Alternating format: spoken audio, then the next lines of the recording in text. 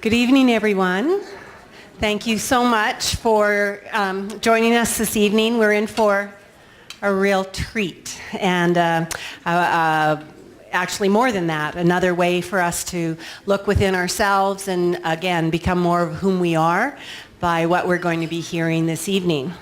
So before I introduce Michelle, I just want to remind you that there are still tickets to be purchased. Know that you can come and go to the food, to the Nivleys, if you wish. Although I'm thinking we're all going to be hanging on to our seats. So, Michelle Nedelec, I had the good fortune of meeting at a networking event just, 2-3 months ago. And with that came a conversation about what she does and the value she brings to people that she works with all over the world. And I had then brought up the idea of what about coming and sharing her self and her knowledge with us. So she's agreed, and I'm just really pleased that she's here. She not only has an amazing business and helps with business owners, but she's also an Ideal Protein graduate. In 2012, I didn't know this until today, but in 2012 she worked our program right up into a bodybuilding competition. And so, that's really a plus too. So it was a nice surprise. Without further ado, I'd like to welcome Michelle Nedelec. Okay.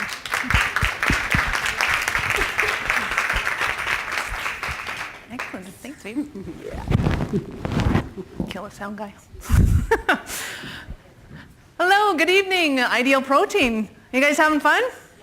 Excellent. Did you have everybody got a chance to have some food, I hope? And I don't want you falling asleep on me, but I want to make sure you're not growling and getting hungry either. And thank you again, Carol, for inviting me out. Hopefully we'll have a lot of fun with you tonight, and I'll wow and amaze you and dazzle you and get your minds thinking, get your bodies moving a little bit in that you're getting excited about your businesses in the upcoming year. So what we're going to be talking tonight about is motivation, and not only for you as a business owner, but also for your clients and how their goals affect them. So I haven't spoke to a wide event like this where I'm so close. So if I have my back to you, I apologize right up front. I'm not trying to ignore you, but if you feel like you are, please come on and move in and we'll have a little more fun. So as you were told, my name is Michelle Nedelec. I run a couple of companies. One is Awareness Strategies. And in Awareness Strategies, we do business coaching for executives, primarily for franchise owners of a variety of different industries. And how I got my start in the coaching was actually back when I was 22. I started my very first company in a video electronics store up in Nedelec in the Northwest Territories, if you can believe that. It's not like I wasn't terrified enough being 22 and up in the Northwest Territories. I was born and raised in Calgary. I decided that, hey, this wasn't nearly hard enough. I think I'm going to go and start my own company.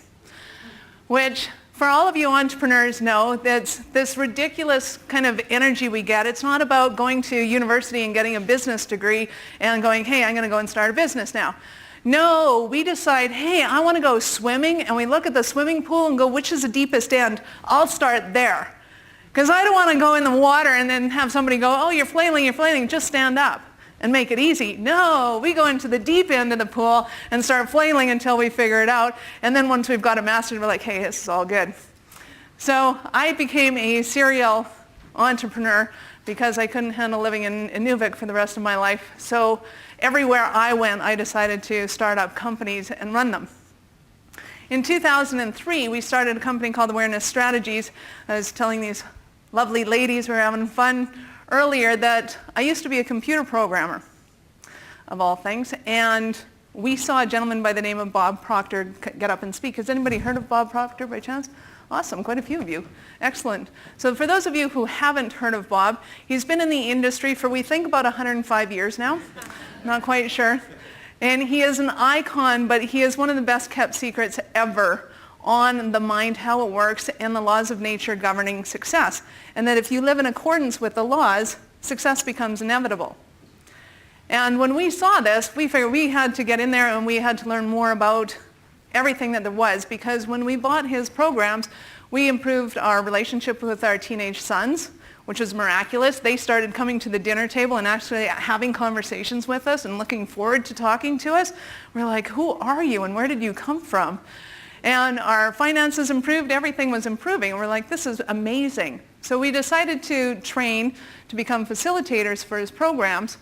And in doing so, like I said, in 2003, we started training Bob Proctor seminars. That wasn't enough for me.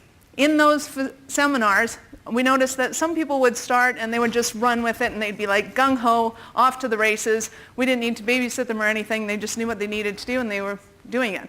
And then right beside them was somebody that was going, well, I get it, but then Monday hit and well, that all got blown out of the water. None of you have ever experienced that before, right? So I was looking at it and going, well, there's got to be some way of being able to get into the mind and being able to fast forward this change process. So I started studying every modality under the sun that had anything to do with belief changing. And in 2005, I opened up a clinic and we started a process that we now call success therapy. And with this process, it's being able to help people get to the root cause of why they are believing something to the extent that they are, and then helping them to rewrite that programming so that from now on they can just go on their lives and their beliefs and their patterns change. We use that now exclusively through all of our programs, through our business coaching and through the clinic that we still have open, but it's now a virtual clinic. So all of our clientele is now done over the phone or Skype, which is awesome, and it allows me to have clients from Brussels to Australia, from Costa Rica to the Arctic Circle. And we want to be able to have more people doing that and more people coming to us, so we want a greater reach. And we found that the best way is actually through franchises. Because if we can help one of you double or triple your results, then everybody around you goes, hey, how'd you do? What'd you do? And you go, hey, there's this company called Awareness Strategies, and they're awesome, and that's my goal, is to have you guys doing that. So some of our results that we've had, we started with one guy, Ryan, that doesn't say a whole lot to you guys, but that's my reminder in case you hadn't noticed. Keeps me on track, otherwise I get down rabbit holes and all sorts of fun things. But back in 2008, Ryan started with us and he was in sales. He's making $100,000 a year and decided with our programs, I'm going to see if I can double my results. So it wasn't a 10% growth or 20% growth. He wanted to go big and double his growth. So he did. In 2009, he made $200,000. And the following year, he decided he was going to double it again. And he did. And he made $400,000. He's going, okay, this is ridiculous. If I can make $500,000 next year, that'll be great. Made $500,000 next year. And I'm going, really, why are you playing small? How about we make $1 million? So now he's in the process of finding a different system because the system he's working with won't enable him to make the $1 million. So now he's looking at, okay, what else do I do to either augment it or change or whatever? But now he's got a completely different mindset of, yeah, this can happen for me. We also work with people like Rochelle, who's, when she came to see me, was making $800,000 a year. And I'm thinking, oh, you poor kid, how do you survive on that? Don't you wish you all had that problem? And she goes, well, it's great, but I want to make $1 million, and I've been shooting for $1 million, and I just can't do it. And everything I've done up until now has been, you get almost there, and then not quite. So on the outside, it looks perfectly successful and going, well, I don't need therapy. I don't need to work with you. And I'm going, well, it's not really therapy. It's a matter of being able to find out what's causing that belief in the first place to help you to move forward and get past that almost good enough stage to, making the targets and hitting the goals. Bob was another client of mine who was referred to me. He, on the other hand, was kind of at the opposite end of the spectrum. He had been running a successful company, and he came down with cancer. And everything that all the pictures showed was it was not a pretty picture, and it was not looking good for a long-term scenario for him. So instead of working on the business, we started working on what was comfortable for him. And at that time, he was going in for surgery to have it removed. And he said, I just don't want to be afraid of going into surgery anymore. I said, okay, we'll start with that. So we started with that, and then we started working on the issues that actually affected his happiness in life, if you want to put it that way, and the stressors that I think caused him the cancer. When he went in for surgery, because it was already planned and we hadn't worked together long enough, the reason he had such short time to go into surgery was because the tumor was growing so fast that the doctors sped it up and wanted to get him in there faster. By the time he had surgery, the growth had shrunk to 20% of what its original size was, and the doctors were amazed that that had happened. They were blown away, couldn't believe, like, how does this happen? And even the doctors were like, well, why is that? I said, well, when you lower the stress, then you allow the body to actually do the things that it's meant to do, like heal you, and then it can start to function the way it's meant to function. And all of his doctors agreed wholeheartedly and were amazed and carried on with conversations with us. So my point in telling you these stories is that as a franchise owner, I think you're in the best position ever, because as you work on yourself and as you work on your inner game, you will notice it on your outer game. You'll start to have a lot more fun in your business. You'll be making a lot more money. Things change when you change. And the more active role you take in that, the more active your clients take in that role, the more active role your family takes in that role, and it's amazing how quick it can happen. So hopefully, and I know having talked to you, a few of you today, you're already in that game. You already know it. You're already students and you're looking to kind of improve that game right here, right now. So my goal is to challenge you a little bit more on to where you're at and where you want to get to. So Clinton's one of my other clients. He just started with us, and he is actually he runs Snap Fitness franchises, and he's down in Costa Rica right now taking about 6 months sabbatical and looking at how does he take his game up to the next level. So meanwhile, he's down in Costa Rica making calls with me, and I'm cracking the whip on him going, okay, so how are your videos coming along? What's your plan? Where are we getting to? It can be a lot of fun when you allow yourself to kind of ask yourself, where do I want to go next? What's my next big game? And how do you get your franchise, your clinics, your operations, or your life running at optimal speed? So let's look at business. And let me ask you this. Why did you get into this business? Why did you, if you're a coach, get into Ideal Protein? If you're the franchise owner, why did you decide, hey, I want to start my own company in this?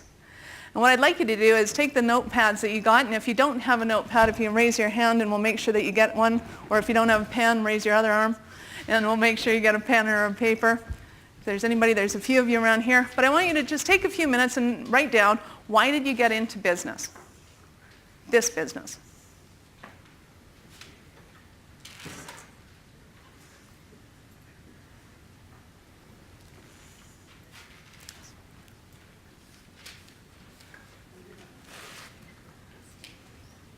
Anybody else need one?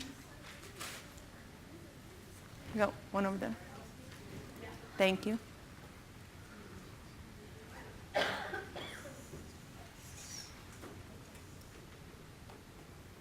Wonderful.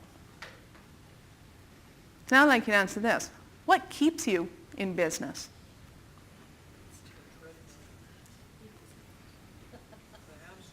The hamster wheel. Let's look.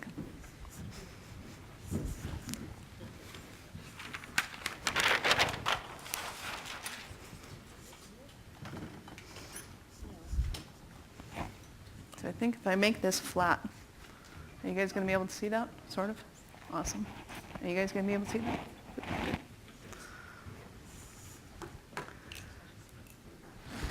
Awesome. So throw a few things out at me. What keeps you in business? I heard the hamster wheel. I like that one. That's a good answer.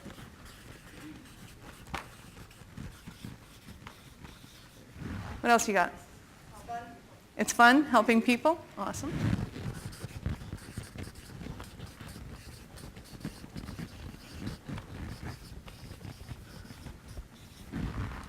What else? See results. Nice. See results. There's a need.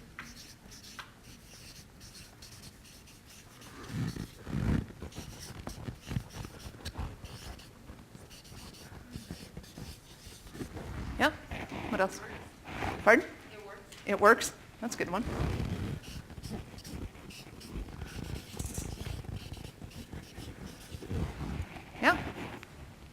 What else? Sense of purpose, nice.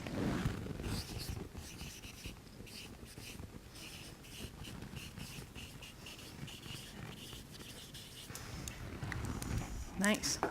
Now there's an interesting thing I can tell by this list. And you'll notice by my next comments here, is for some people it's an act of desperation. They're going, okay, I'm in business now. Now I have to get it going. Now I have to keep it going. Now I've got all this energy attached to this company. I have to stay here and I have to make it work. And for some people, it's their passion. They're going, this is fantastic. This is awesome, amazing. Why would I do anything else? And you'll notice from those two answers is that you can decide or identify whether or not your motivation is pain motivated or pleasure motivated. So if somebody's reason for staying in business is because they don't want to fail at it, they're worried about what their friends will think, they can't handle the idea of telling their parents that they've, failed at yet again another business, and that desperation and the pain is what keeps them going. And for others, it's because I have a goal, I want to have 5 clinics, I want to have 6 people working for me, I want to be able to have so much in revenue, whatever the case might be. Those ones are pleasure motivated. Now on the surface, I would just want you to notice the comments that you wrote down and just kind of put a little, pain or pleasure next to them, or a little check mark by the pleasure ones, a little X by the pain ones, and just notice overall what tends to be your motivators. And I really want you to understand that there's nothing wrong with either one of them. It's just a different way of looking at things. And wherever you're at right now is wherever you're at right now. And the more you can identify what your source of motivation is, the easier it is for you to be able to achieve your goals. Now, if you're pain motivated, the issues with it are numerous. One of them being, when you want to get away from pain, you will go anywhere in any direction in order to avoid it. And the problem with that is twofold. One, it makes for very scattered energy. It's like, oh man, I really need to get my bills paid and my finances paid. What am I going to do? And if you're pain motivated, you'll start doing other little things that make immediate money, but it doesn't really get you the results that you're looking for. If, on the other hand, you're pleasure motivated, you can still go from that pain to the pleasure, but now all of your energy is going to be focused because you know the direction that you want to go in. I compare it to this. If you've ever seen pretty much any movie, particularly horror movies, you will notice that the masses all try and get away from the antagonist. And they'll go in any direction. They'll even go upstairs, which is a really bad idea if there's a stranger in your house with a chainsaw, just saying. Don't go upstairs. But they do, because they'll go any direction to get away from the antagonist, thinking that this is a great idea. The issue is that it doesn't really have a long-term plan to it, and it's exhausting. You're constantly trying to get away from that antagonist. The other thing is, even if you do get away from the antagonist, now what do you have to do if you're pain motivated? You have to find the pain. So you have to know where the antagonist is to know whether or not you're far enough away from them or not, which is really silly because then you kind of go looking for them to find out whether or not you're going in the right direction, which again becomes exhausting. Whereas if you're pleasure motivated, that's when the hero of the movie comes in and they go, no, we're going this way. And it doesn't matter where the antagonist is. If the antagonist here, but my goal is over there, the hero will go through the antagonist in order to get to the end goal of safety or wherever they want to be. If the antagonist is over here, great, the door's that way, we're heading out this way. But that's when the hero comes in and changes the plot altogether because the hero is pleasure motivated. They know their goal and they're going after it. It's much more focused, much more condensed, and it's a much easier way of living because once you're in safety, you're there, and you don't really care where the antagonist is. Right? You don't have to look for them all the time. So you'll notice this with your clients, possibly, at New Year's. One of two things happens. You'll get some of those clients that go, oh man, my New Year's resolution this year, I am totally losing 30 pounds. I got to get rid of this. I am not going through another event like this one. That's what? Pain or pleasure motivated? Pain. It's pain, pain, pain. I can't do this. I want to get away from this. I'm not going to allow myself to go through this again. Now, the interesting thing is, if you know that your client is pain motivated, you can start to give them little nuggets of things that will help them. And even if it's just saying things in the negative once in a while, they'll relate to it. It sounds really odd, but about almost 80% of the population is pain motivated. And when somebody is new and they come into your office and they're complaining a lot, you know that they're negative or they're pain motivated. If, on the other hand, they're looking towards next New Year's and going, man, next New Year's is going to be awesome. I'm going to totally plan for New Year's. This is my goal. By New Year's of next year, I want to weigh X amount. Now you know that they're pleasure motivated, because that's not, I hated this year and I'm running away from it. It's, I have a goal for next year and that's where I want to move to. And being able to use your verbiage and the way you talk to them allows you to be able to play the games and do the things that you guys were talking about, and how you motivate your clients, being able to take the pebbles from one glass and put them into the other. That's all pleasure motivated. Almost all the exercises you were talking about today were pleasure motivated, which is great, because it's a much easier environment to live in for both you and for the clients. But in understanding that some of your clients are going to be pain motivated, and that you can ease them into the pleasure motivated ones after you've kind of got a hold of them and they buy into it and they're going, yeah, this works, I'm good. Now you can go with them in another direction and teach them how to be pleasure motivated. But it's okay at first to work with their pain motivation, because that's what works for them. It's all about looking at their mindset and where they're at in order to be able to work with their triggers that set them off and allow them to achieve their goals. Now, as a business owner, you definitely want to be pleasure motivated. So if you'll notice right now that you're kind of pain motivated, again, that's okay, but allow yourself to figure out whatever you need to internally in order to become more pleasure motivated, because long term, it's easier, it's more fun, and you get a lot more done. Whoops. So, I apologize, my little clicker is having mental issues. So, I want you to look at a few things. One is your goals. I want you to look over the past 12 months of your life, so going back to March of last year, and look over what goals you have set. What goals did you set last year around this time? And then look at which ones of those have you achieved and which ones have you not achieved.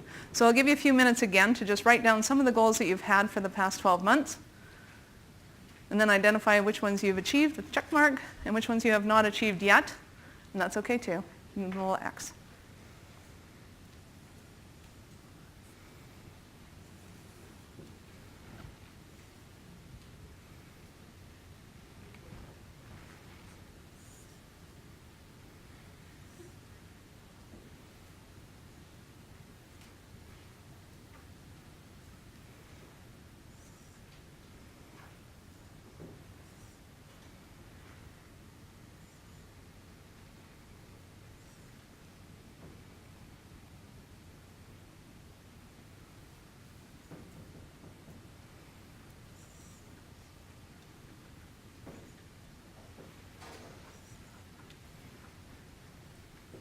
Perfect.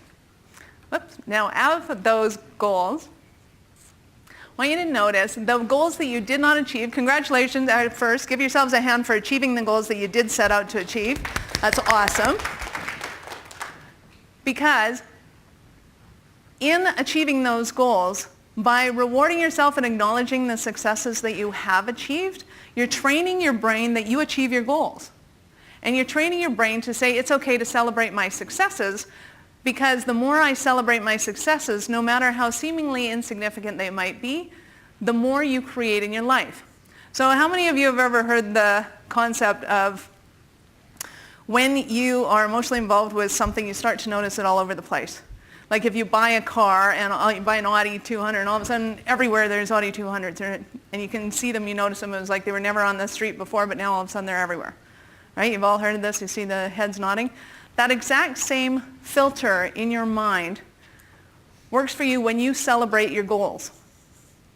So when you say, hey, I did this and it was awesome, whether that's waking up at the right time that you had set the day before and go, yay, I woke up, this is awesome, or whether it's achieving a financial goal, whatever it is, you are activating that device in your mind that says, I notice my successes everywhere.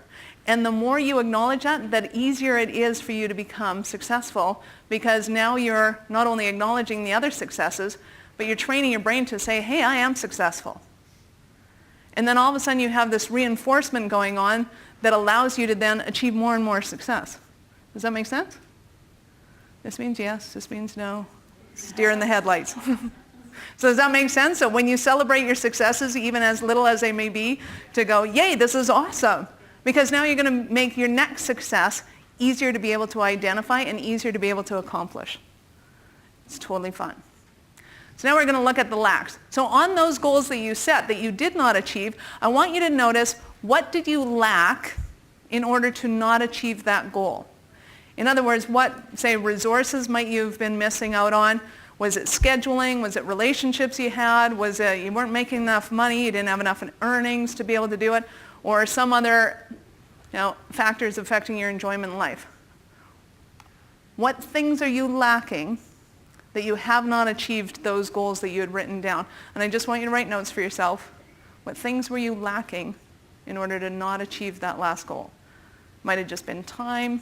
The goal was set for this year. This year's not over yet. I get it.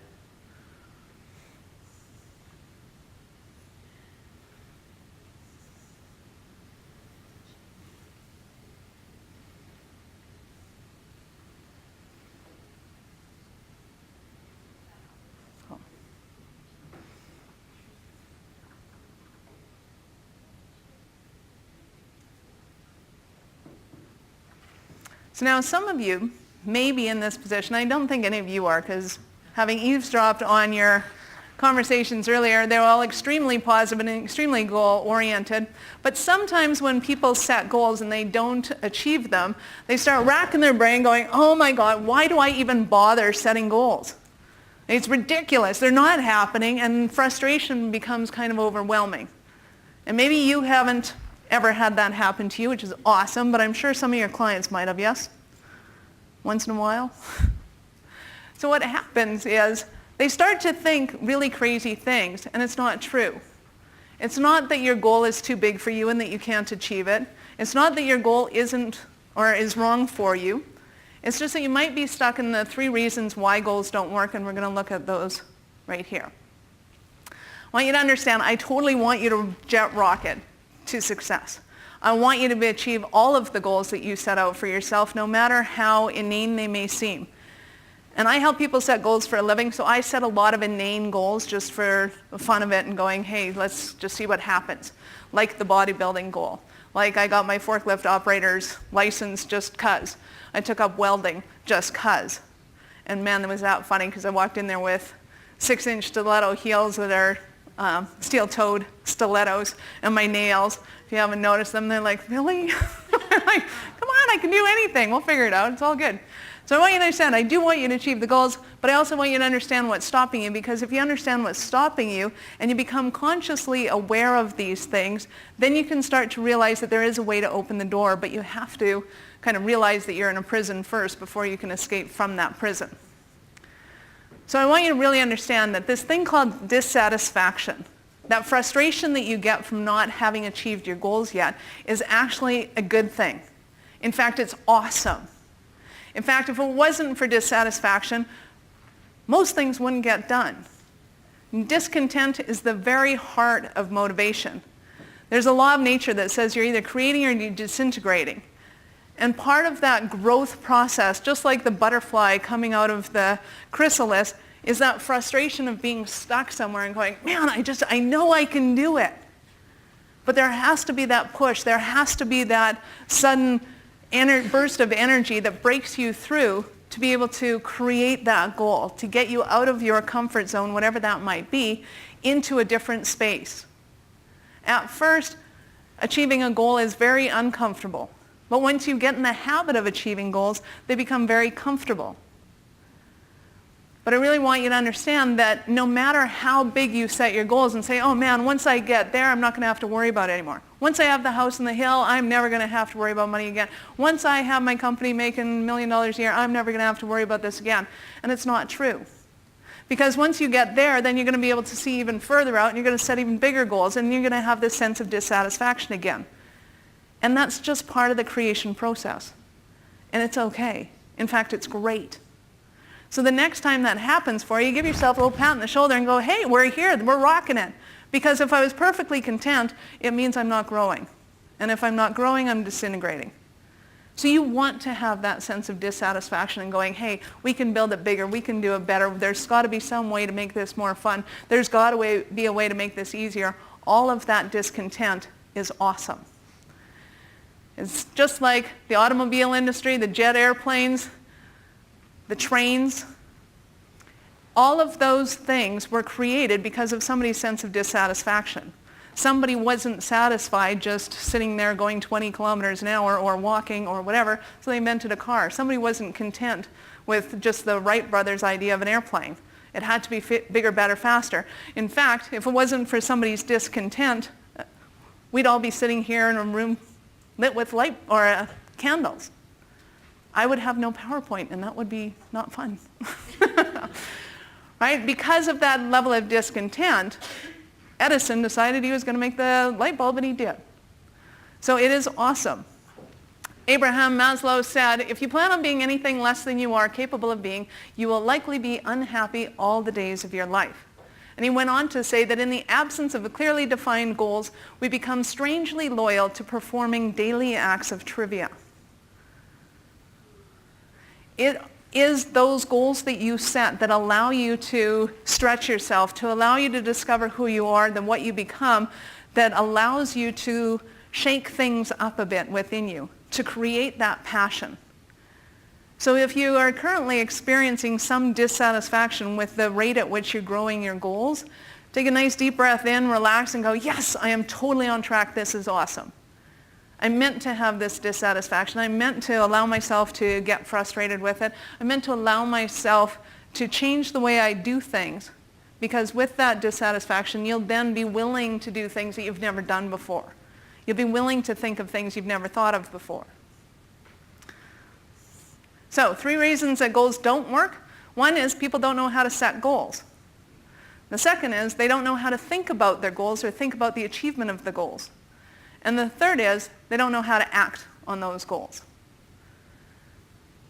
However, once you figure this out, these 3 things out successfully, then you begin to achieve one goal after another, and it becomes like a cookie cutter process.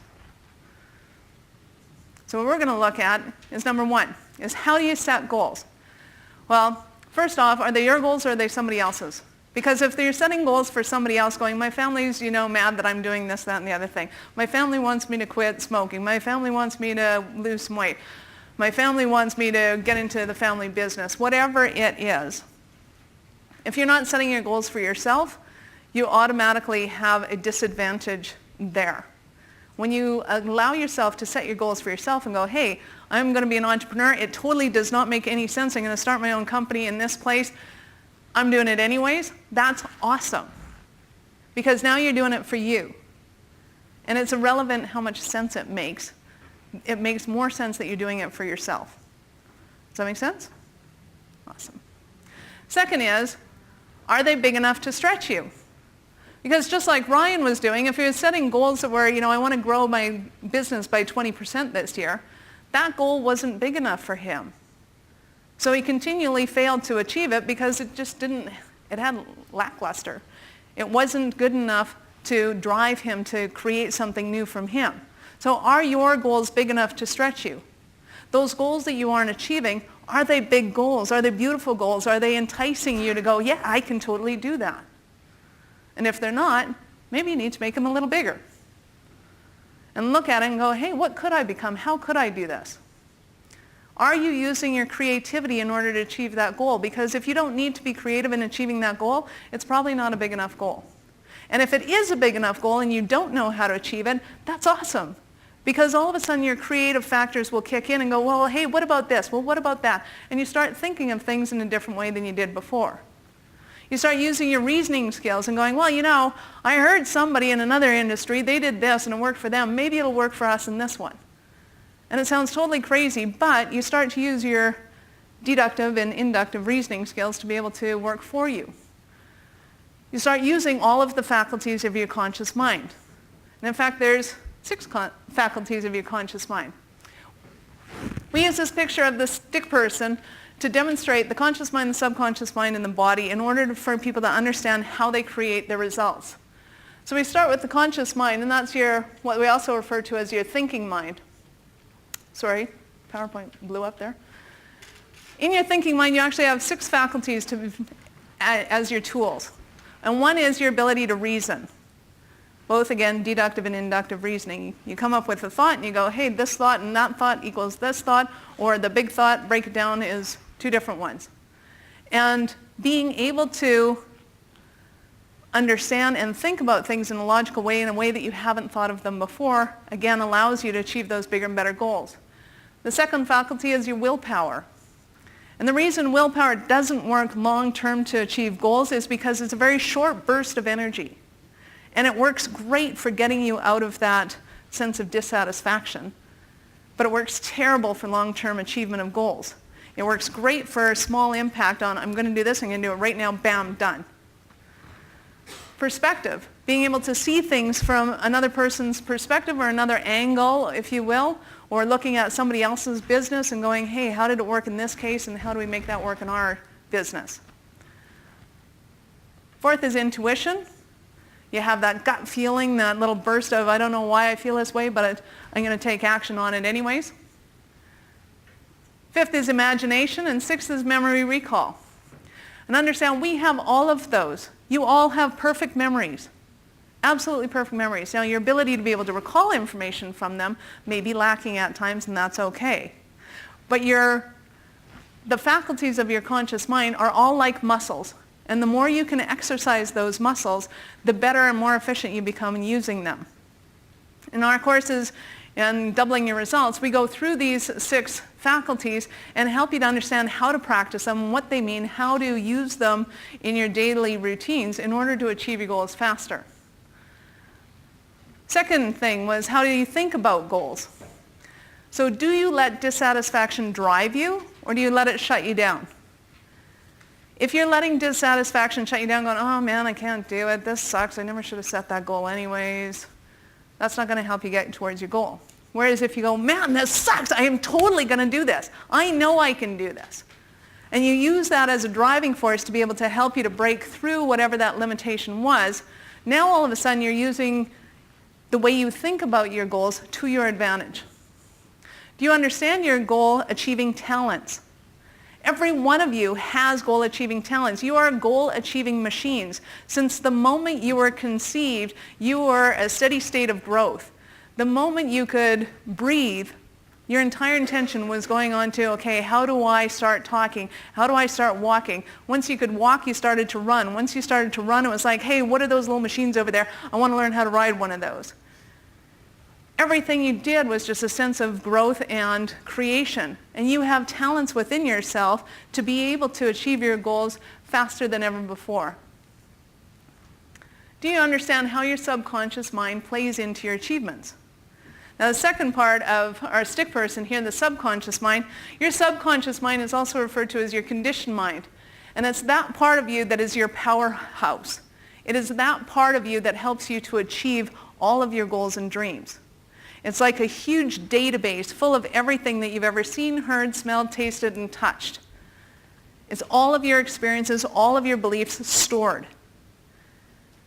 And you have that at your ability to be able to recall anything whenever you desire. You can draw on that at any point in time. When you're looking at achieving your goals, are you utilizing those aspects of your internal database, your beliefs, to your advantage? Or do you use them to beat yourself up and go, oh man, this is stupid, I shouldn't have done this in the first place. Why did I even think I could do this? Right? That's using them against you. When you learn to use all of those beliefs to your forte and go, yeah, I totally get it, I didn't do it yesterday. But you know what, today is my exact opportunity. I'm going to figure out how to do this. I didn't know how to ride a bike before I learned how to ride a bike. I totally learned how to ride a bike and it was awesome. So I'm going to do the same thing with this as well. And it's just being able to kind of twist your beliefs to your advantage, because everything that has ever happened to you is always to your advantage. Always. And when you allow yourself to see how that is, how those disadvantages made you stronger, or how those challenging moments helped you become more creative and more intuitive, or stand up for yourself, or whatever it might have been, then you start to learn how awesome and amazing you are and all of the talents you have within yourself to be able to achieve those goals. Sound good? This means yes. Good. Got to make sure you're listening. You're not just kind of going, I don't know what she's talking about. Well, so third one is how you act on your goals. So do you let your past predict your future? Do you think, oh, well, I couldn't do it yesterday, so I'm probably not going to be able to do it again today? Or do you allow yourself to, again, use it as a sounding board to do things differently? Going, okay, I get it. That's the way I did it yesterday. I'm going to do it completely different today. Even if that's just the way you drive from your home to your office and going, okay, I'm totally going to change it up and I'm going to take a completely different road. Just to prove to myself that yesterday does not predict today and that I can do things completely differently. And then whatever happens from that, I'm going to learn from it and I'm going to go, oh, okay, it is in fact faster to use the other road and I don't end up an hour late for work using the second route. Awesome. Now, how does this become advantageous to you? It's because you're allowing yourself to do things differently. And you're starting with something that's safe and appropriate and going, okay, I can do things in a whole new manner of doing them. Right? All of you know, if you were clients of your own systems, that you started off eating one way and then you went on to a program and you ate things completely differently than you ever did before. Right? My kid thinks that I'm on a solid diet of chocolate bars. Because all I eat now, well, most of what I eat comes in little wrappers, and before, it would have been heard of. Right? But now I'm allowing myself to create a different way of eating, and you're allowing yourself a different way of eating as well. Same thing applies in business. Just because you used to do it one way yesterday, you don't have to do it the same way tomorrow. So you do things even though they scare you. One of the biggest fallacies in goal setting is that, oh, if I set the right goal, it's not going to scare me. Oh, no, no, no. If you set the right goal, it's going to terrify you. It's going to make you sweat just thinking about it. Then you know it's the right goal. Because now you know that you're going to have to come out of your comfort zone in order to be able to achieve that goal. And when you allow yourself to take action even though you're scared, that's when the real fun part starts to happen. That's when real success starts happening. So don't think, I'm never going to be scared again if I get good at this. Think, I want to scare the bejeebers out of myself every day. I want to do something that totally scares me and just go and do it. And again, getting in the habit of doing things like that, and it can be as easy as paying for the coffee for the person behind you in line. It can be as easy as buying flowers for perfect strangers and giving them to them. It can be as easy as you want to make it or as difficult as you want to make it. But just do something gutsy every day, something that scares you so that you're in the habit of doing things that scare you even though they scare you. And then when that big presentation comes up, it'll be like, well, okay, I've done scarier. It'll be fine. When you do that workshop and you have one person there and you're staring eye to eye and going, how do I entertain this person for 2 hours? You'll do it anyway. And you'll go, hey, that was actually kind of fun. That was awesome. And now you have practice doing it in front of one person and you can do it in front of more people. Do you understand how to train your body to deliver what you want? When you really understand that your body is an instrument of your mind, you are the pianist, your body is the piano. You are the one that plays the music. Your body just fulfills the sound and becomes that expression. And when you allow yourself to play and to get into it and figure out what your body can really do for you, it is fantastic. Are you telling your body what to do, or are you allowing your body to go, no, I don't do that, sorry, no. I don't wake up at 6. Sorry, that's so not going to happen. No, I don't get on treadmills. No, that's not working for me. Or do you go, yeah, actually we are. This morning, we are waking up at 6. Yes, this morning, we are getting on the treadmill. This morning, we are actually going to make the treadmill move. This is awesome. You start to realize how in control of your life you are when you realize that you're in control of your actions. You're the one creating it, not your body. So then we go down to the third person of our sick person, and the body is the part of us that obviously takes action. It is the part of us that then finally allows all of these ideas that have been percolating and waiting until the moment was exactly right to be able to, bam, take it out into the three-dimensional world and make something change. So, once you're aware of the strategies involved in goal setting, goal preparing, and goal achieving, then you know how to successfully achieve one goal after another, after another, after another.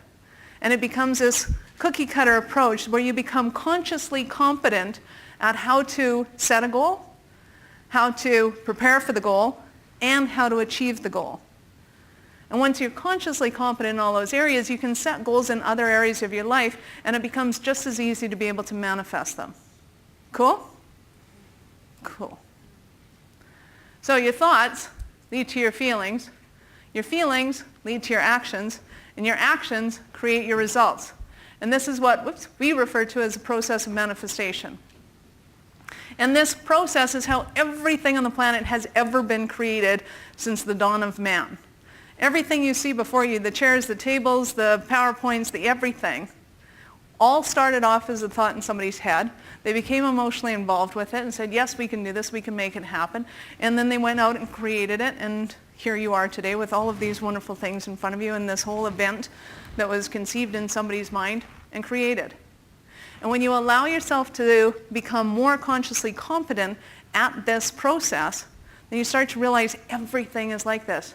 Your ability to do accounting. Yes, you're actually capable of doing accounting. Do this with me. Yes, I'm capable of doing accounting. And one day you'll actually make it fun, and then you'll delegate it to somebody else, but you'll know what they're supposed to be doing with your finances. And it's totally fun. Nice. So, at this conclusion, did you guys get some good information out of that? Yes. Awesome. You get something you can use? Wonderful. Good. Thank you. So we have some gifts for you, and they are kind of virtual gifts, but not real gifts. They are free gifts, so if you guys go to, I want you to do what no other speaker has probably done in decades. I want you to actually pull out your phones and use them. I know you all have smartphones, even if you have Blackberries. Somebody in the room's got to have a Blackberry, but that's okay. Go to your phones, pull out a browser, whether it's Chrome or Firefox or whatever. Type in awarenessstrategies.com/IP. We made it so it was easier for you to remember. And you can go and download some free toys. So what we've offered for you there is, as was pointed out earlier, we are recording this presentation.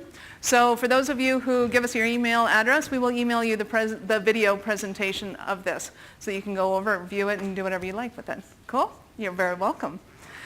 What we'll also do is offer you a free report that we have called the Vince Lombardi 6 Success Principles.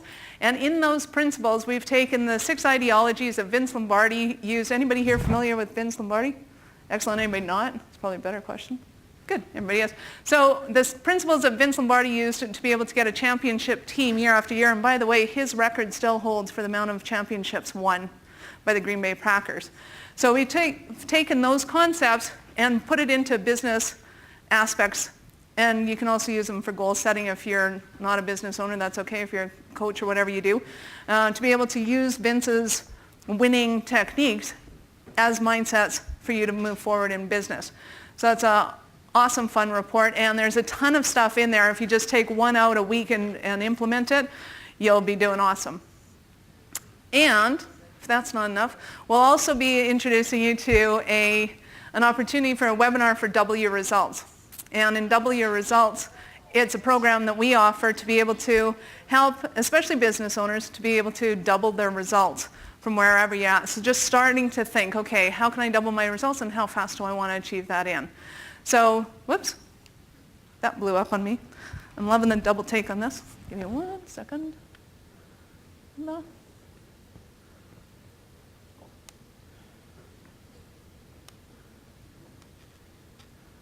Perfect. Cool. So what's in it for you is you'll learn a lot more about what might be going on for the dieter as far as their motivation goes and staying committed, creating a lifestyle change, because you'll notice that you're actually asking your clients to do one of the scariest things they've ever done. That's not only to challenge their beliefs, but also to change their behaviors that they've had since they were children. So when they were little kids growing up and their parents said, hey, if you want to be safe and live as long as I do, you have to do things the way I do them. And one of those is the way I eat. And being able to question that and start teaching them how to eat in a different way, for some of them can be terrifying. And being able to, we got to change that one so it doesn't go on autoplay.